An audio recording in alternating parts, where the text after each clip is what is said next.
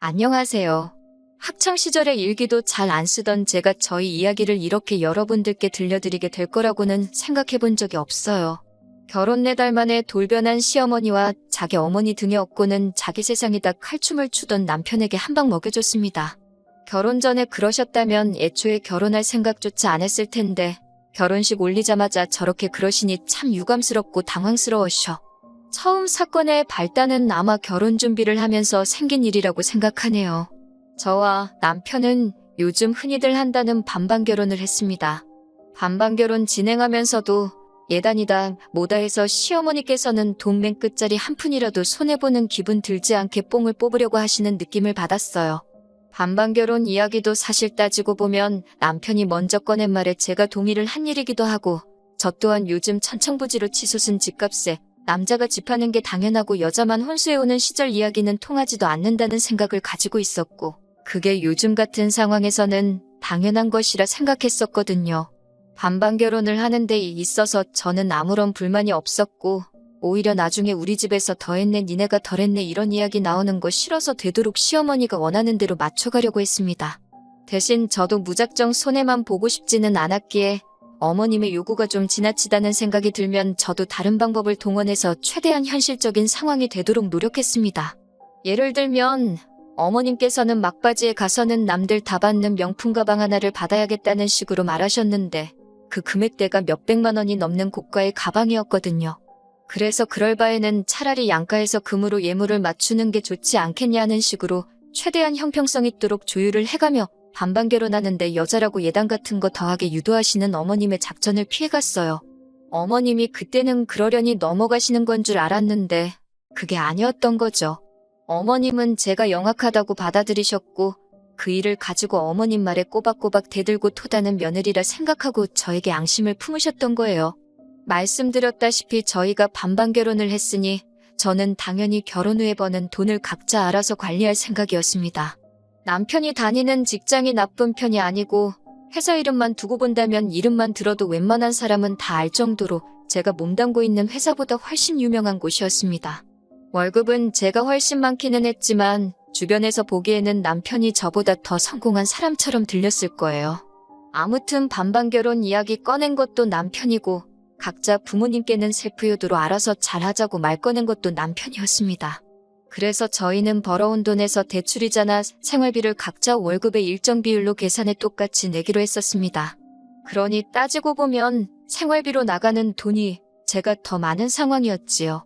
아무튼 제가 돈을 더 벌어오기는 하지만 집안일을 하는 게 거의 제가 주체가 돼서 했으니 장 보는 거나 공과금, 경조사비 관리 등등 여러 가지 이유 때문에 계산을 더 편하게 하기 위해서 웬만한 것들은 전부 다 제 계좌와 제 카드로 계산을 하게 되었습니다. 그러는 편이 나중에 생활비와 제가 따로 관리한 돈을 나누기 편했기 때문이에요. 그런데 이제 이걸 가지고 작은 사건이 하나 생기게 되었어요. 이게 결혼한 후로 딱 4달이 지난 시점이었고 그때는 바로 결혼하고 처음 맞는 어머님의 생신날이었습니다. 시어머니 용돈 한다고 남편이 봉투는 알아서 따로 챙기더군요. 저는 제 나름대로 몇 주 전부터 퇴근길에 백화점에 들르면서 선물을 고르고 골라 10만 원 상당의 선물을 고르게 되었습니다. 생신 당일날 남편이 예약해놓은 인당 10만 원이 넘는 꽤나 고급진 코스 요리 레스토랑에서 식사를 하게 되었습니다. 어머님은 싱글벙글 기분이 좋아 보이셨어요. 말씀드렸다시피 이날 전까지는 어머님이 저에게 직접적으로 저기를 보이신 적이 한 번도 없으셨거든요. 그런데 난데없이 제가 좀 나쁘게 들었을 수는 있지만 약간 비아냥대시는 말투로 며느리 덕분에 이런 것도 다 먹어본다면서 우리 아들이 힘들게 번 돈이 어쩌고 저쩌고 하시면서 결혼하고 맞는 시어머니 첫 생신인데 며느리가 밥상은 안 차리고 아들 돈으로 편하게 때우려고 한다는 식으로 말을 하시더라고요. 생신상 챙겨드리는 거야 어려운 일이 아닌데 솜씨 없는 제 음식 드시는 것보다 분위기 좋고 맛까지 좋은 레스토랑에서 식사가 더 좋겠다는 생각이 들기도 했고 이미 남편이 결혼 전부터 각자 부모님께 셀프효도 하자고 못을 박아놓은 상황인데 제가 나서서 어머님 생신이라고 미역국 끓이고 그럴 필요가 없다고 생각을 했었습니다. 그런데도 계속해서 제가 귀찮고 신경을 안 써서 남편 헛돈 쓰게 만들었다는 식으로 말씀을 하시니 저도 아무 말을 하지 않고 있을 수가 없어서 한마디 꺼냈습니다. 남편이 결혼 전부터 각자 부모님은 각자가 챙기자고 강조해왔고 이 식사도 제 덕분에 드시는 게 아니라 남편이 어머님 생신 특별하게 보내기 위해서 몇 달 전부터 알아보고 힘들게 예약해서 드시는 거다 설명을 드렸죠.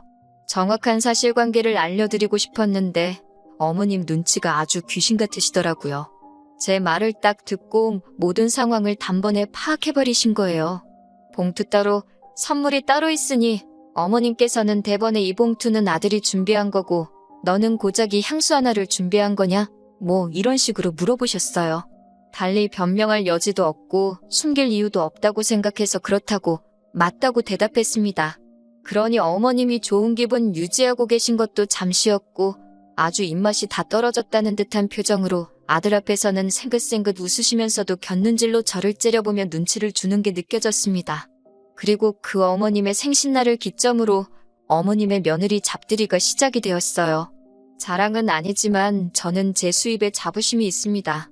돈을 잘 벌기도 하고 저 또한 제 스스로가 돈 관리에 있어서는 철저한 사람이라고 생각합니다. 돈을 많이 벌고 반반 결혼했다고 각자 버는 돈 따로 관리하는데 찬성했지만 제가 제 맘대로 돈을 쓰고자 함이 아니었어요. 애초에 돈을 흥청망청 쓰는 타입도 아니고 제 주변 친구들이나 다른 사람들이 하는 것처럼 옷 같은 데 투자한 적 없습니다. 옷도 적당한 브랜드 옷 위주로 입고 명품백 같은 건 대학교를 졸업한 이후부터는 단 한 개도 사모은 적이 없고 그나마 쓰는 게 피부관리라든지 운동같이 자기관리에 필요한 것들 뿐이에요. 저는 제 나름대로 제가 알뜰하고 현명하게 돈 관리를 하고 있다고 생각합니다. 그런데 시어머니가 생신을 기점으로 자꾸 부부가 돈 관리를 따로 하는 게 남이지 어떻게 부부냐고 하시며 이게 말이나 되냐면서 아무리 남편이 먼저 따로 돈 관리를 하자고 했어도 그걸 찬성한 데 있어서 저한테 무언가 꿍꿍이 속이 있을 거라고 하시더군요. 무슨 말씀을 하시려고 저러나 싶었는데 결론은 제가 돈을 어떻게 쓰고 있는지 검사를 한번 해봐야겠으니 결혼 후부터 오늘까지의 카드 명세서를 받아다가 자기한테 검사를 받으라고 하시는 거예요. 그게 무슨 소리인가 싶었네요. 저희가 용돈 타서 쓰는 애들도 아니고 난데없이 돈을 어디다 쓰는지 검사를 받으라니 어이가 없었어요. 저희 부모님께서 제가 어릴 적에 용돈을 주셨을 때도 제가 그 돈을 어디다 썼는지 확인하신 적 한 번도 없는데 그걸 이제 와서 어머님이 하시겠다니 제가 왜 그 검사를 받아야 하는지 모르겠다 대답했죠. 그러니 어머님은 우리 아들은 원래부터 자기가 근검절약이 몸에 배도록 교육을 시켜놓아 걱정할 필요도 없지만 제가 소비를 어떻게 하고 있는지는 당신이 알 방법이 없으니 이참에 한번 검사를 해보고 고쳐야 할 게 있으면 바로 잡아주시겠다 하시는 겁니다. 알아서 잘하고 있고 바로 잡아주실 만큼 잘못된 소비를 하고 있지 않다고 그렇게는 못하겠다 거절을 했어요.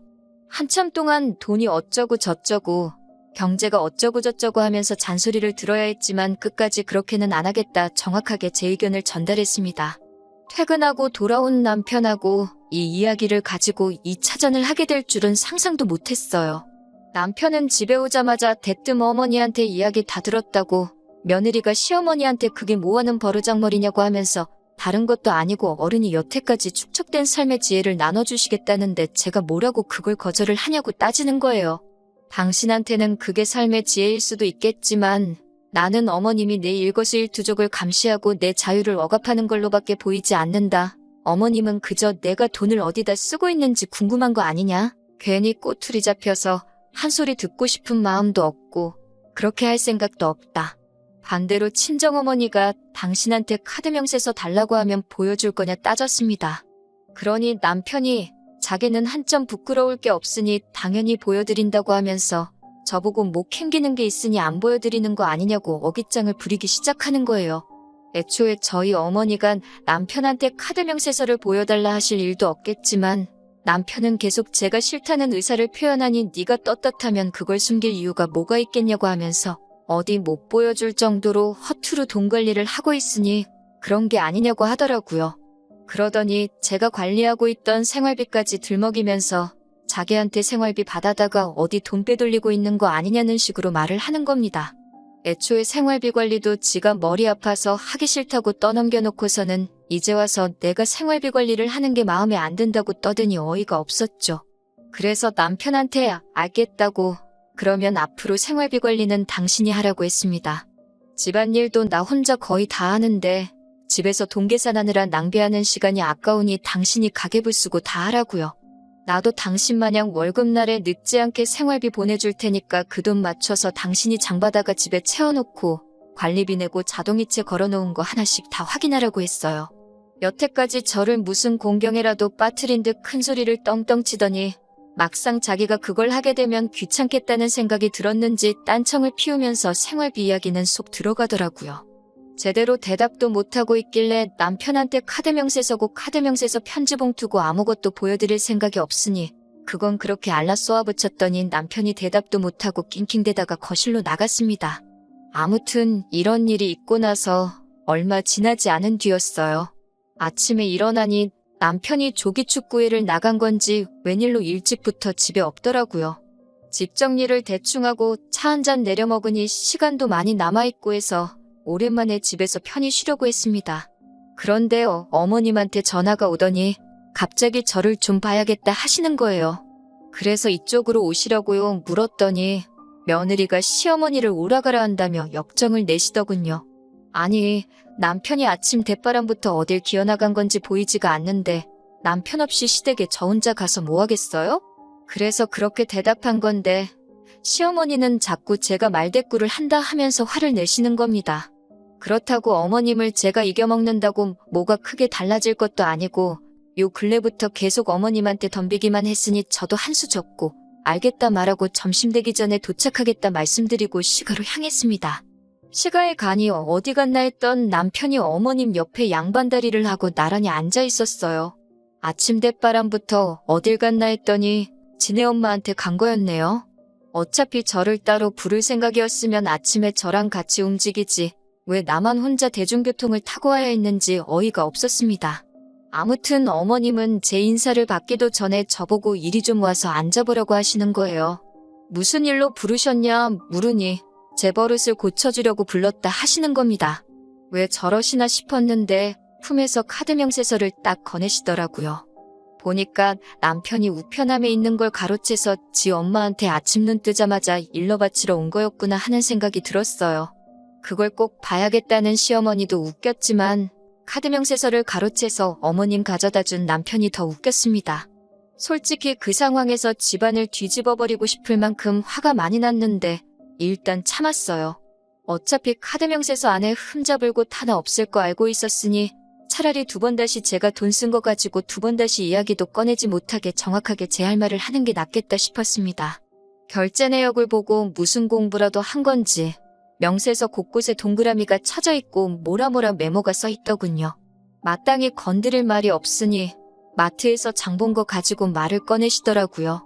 둘이서 먹는데 무슨 장 보는데 돈을 그렇게 많이 쓰냐고 하면서 혹시 마트에서 몰래 한우 같은 걸 사가지고 친정에 보내주고 있는 게 아니냐고 하는 겁니다. 남편이 자기 차를 애지중지해서 여자인 제가 차를 끌면 차 어디서 긁어올 수도 있다고 운전대도 못 잡게 하거든요. 그래서 장 보러 갈 때는 항상 남편과 함께 갑니다. 장 보는데 돈이 많이 나오는 건 미리 조리된 튀김 같은 거 먹고 싶다. 튀김에는 맥주를 마셔야지 않겠냐. 고기 구워 먹고 싶다 하면서 쓸데없는 거 하나씩 더 담는 아드님 덕분에 그런 거라고? 애초에 친정은 지방에 있는데 제가 뭐하러 신선식품을 사서 빼돌리겠냐고. 생활비 관리 차원에서 마트에서 그동안 장본 영수증을 다 가지고 있는데 원하시면 보여드리겠다 했죠. 장본 걸 가지고 트집을 못 잡겠다 싶으니 이제는 백화점으로 찍힌 걸 가지고 뭐라 하시는데 하나는 어머님 생신 때 선물 산 거고 나머지 두 개는 계절 바뀌면서 옷 두 벌 산 거라고 말씀드렸습니다.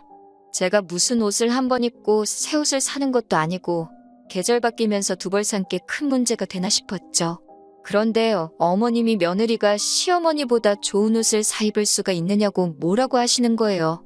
치장하는데 쓰는 돈은 여자인 저보단 남편이 더 많이 쓰고 있는 상황이고 어머님 논리대로라면 시장에서 파는 옷 대충 사서 입고 지내시는 친정아버지보다 남편이 훨씬 좋은 옷을 더 입고 다니고 있는 것부터 지적해야 할 일이고 남편은 심지어 결혼하면서 지 대학 동기 누구는 차를 뭐를 타고 다니네 하면서 남 보는 눈 부끄럽지 않고 싶다며 팔자에도 없는 외제차를 끌고 다니고 있었거든요.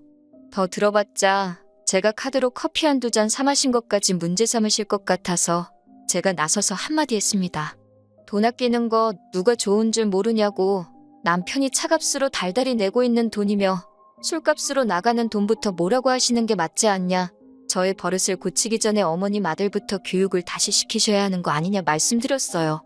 어머님이고 남편이고 둘 다 아무 말도 못하더군요. 각자 돈 알아서 관리하자고 꺼낸 것도 남편인데 이렇게까지 나오시니 어머님 말씀대로 하겠다고 말하고 앞으로 돈을 아껴 쓰겠다고 한 수 져주는 척 했어요. 아무 말도 못하고 난처해 하시다가 제가 어머님 뜻대로 하겠다고 하시니 어머님 표정이 다시 밝아지시더라고요. 그래서 저도 이어서 앞으로 반반 생활 청산하고 남편 월급은 앞으로 제가 관리하겠다. 그리고 가계부를 정확하게 적어서 한 달에 한 번씩 어머님께 보여드리겠다 했어요. 그러니 어머님이 갑자기 당황한 표정으로 왜 그게 그렇게 되는 거냐 하시는 거예요. 그래서 당연한 것 아니냐고. 누가 봐도 남편보다 제가 더 돈을 알뜰하게 관리하는 것 같으니 어머님이 원하는 대로 돈을 아끼기 위해 그렇게 하려는 거라 대답했죠. 앞으로 남들이 하는 것처럼 용돈 드리는 것도 명절 2번과 생신날, 어버이날만 챙기겠다고 했습니다. 액수도 친정씨가 할 것 없이 인당 10만 원으로 통일을 하고 남편과 저도 교통비를 제외하고 한 달 용돈은 20만 원으로 정해놓겠다고 했어요. 식비도 끼니당 3천 원이 넘지 않게 만들고 혹시나 식비 예산을 초과하면 맨밥에 간장 찍어 먹어서라도 그 돈을 맞추겠다고 했습니다. 제가 돈 아낄 줄 몰라서 그동안 남편이 자유롭게 돈 쓰고 다니는 건 내버려둔 게 아니라고 했죠. 모르긴 몰라도 남편이 어머님께 용돈식으로 보내주는 돈도 액수가 꽤 될 거라 생각했는데 어머님 반응을 보니 그게 진짜였구나 하는 확신이 들더군요. 오히려 제가 어머님 말을 듣고 뉘우치는 척하면서 저렇게 나오니 시어머니도 승산이 없다고 생각했는지 바로 꼬리를 내리시고는 그렇게까지 자린고비처럼 살라고 하는 말이 아니라 앞으로 돈을 더 계획적으로 사용했으면 싶어서 그러신 거라고, 앞으로 잘하면 되는 거 아니겠냐고 상황을 정리하려고 하시더라고요. 그때 저도 알겠다고 하고 그냥 끝내도 좋았겠지만 막상 그렇게 끝내자니 썩에 차지가 않더라고요. 아니에요, 어머님 하면서 어머님이 몸소 근검절약에 대해서 가르침을 주시는데 제가 어떻게 그냥 넘어가겠냐고 말하고 마트에서 장 보는 것도 아끼고 어머님보다 좋은 옷 사입을 생각 없으니 지금 있는 옷들이 다 달아해질 때까지 일단 입어보겠다고 했습니다. 그러면서 저도 이렇게 노력을 하는데 남편 또한 달마다 쓸데없이 나가는 돈이 많은 것 같으니 남편 것도 같이 정리하겠다고 했어요. 그중에 제일 쓸데없이 돈을 많이 먹는 게 외제차인 것 같다고, 남편 차는 국산 준중형차나 경차로 바꾸는 게 더 경제적이지 않겠냐고 한마디 했어요. 남들도 다 타고 다니는데 남편이라고 못할 이유가 없다고요. 어머님도 여태 저를 교육하겠다고 꺼낸 말이 있으니 괜찮다고 했다가는 또 남편 월급 관리를 하겠다고 나올까봐 우려가 되신 건지 그러면 그렇게 하자고 엉겁결에 대답을 하셨네요. 남편이 보내주는 용돈이라도 지켜야겠다 생각하셨던 게 아닐까 싶어요. 저도 어쨌든 어머님이 꺼낸 말에 맞춰서 새 옷 사입는 일은 없어지고 말았지만 살을 내주고 뼈를 취했다는 생각을 하니 별로 아깝다는 생각도 들지 않았네요. 그렇게 얼마 전에 남편이 타던 외제차는 얼마 전에 리스 승계를 해주고 완전히 처분을 했고 돌려받은 보증금 가지고 중고매물로 나온 경차를 한 대 뽑아줬습니다.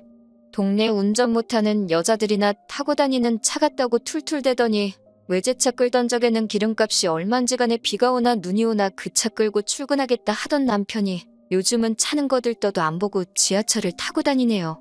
덕분에 차는 제가 끌고 다니고 있고요. 작은데 연비도 좋고 차도 잘 나가는데 뭐가 그렇게 타기 싫다는 건지 모르겠어요. 어머님은 그 이후부터는 제 길을 죽이는 걸 포기하신 듯한 눈치예요. 결혼 전에 들은 이야기인데 남편 말로는 어린 시절에 형편이 그렇게 어려웠던 시절이 있었다네요. 그때 어머님이 알뜰살뜰 아끼고 모아서 지금 살고 계신 아파트를 자가로 소유하게 되신 거다. 인간승리다 뭐 이런 식으로 이야기를 하셨는데 막상 제가 어머님이 하셨던 것처럼 돈을 그렇게 아낀다고 나오니 당신 모습을 저에게서 보셨나 봐요. 요즘은 저한테 아들 욕도 가끔씩 하시면서 돈 허투루 안 쓰게 저보고 잘 좀 이끌어달라고 하실 정도입니다. 남편이 시어머니한테 보내던 용돈은 사실이었어요. 지금도 받고 계시고요. 그런데 어머님께서 그 이야기를 제게 꺼내시면서 그 돈은 어머님께서 따로 모아서 저희한테 돌려주실 계획이니 마음에 담아두지 말고 나쁘게 생각하지 말라고 하시네요. 어차피 대리효도 하지 말자고 정해놓은 상황에 남편이 벌어온 돈으로 효도를 하는 거에 불만은 크게 없었어요. 저에게 숨기고 있고 자기는 하는데 저는 안 된다는 식으로 나오는 게 마음에 안 들기는 했지만요. 아무튼 그 돈은 남편이 힘들게 일해서 번 돈이고 어머님께 그 돈을 드리는 건 남편이 판단하기에 그만큼 가치가 있다고 생각해서 드리는 게 아니겠냐고. 어머님께서 그 돈을 잘 관리해 주셔서 저희에게 주신다면 감사히 받겠지만 그 돈은 안 주셔도 실망하거나 하지 않을 거라고. 그 돈은 어머님께서 원하시는 대로 하는 게 맞는 돈이라 말씀드렸습니다. 그제서야 어머님 저한테 미안했다 사과하시면서 남편 복 자식 복 없이 박복하게 살아왔는데 자기가 며느리 복이 이렇게 있는 줄도 몰랐다고 하시며 내 자식만 챙긴 게 미안했다 하시면서 앞으로 여자들끼리 잘 해보자고 하셨어요. 이 사건이 잘 풀린 건지는 잘 모르겠어요. 그래도 일단 제 속에 묵혀있던 것도 다 풀어냈고 결과적으로는 어머님과도 좋게 푸른 것 같아서 다행이라고 생각합니다. 앞으로도 어머님이 아들 잡고 사는 저희 모습을 좋게 봐주실지는 모르겠지만 지금 당장 남편이 제 앞에서 쩔쩔매는 이 상황을 더 즐겨보려고 합니다.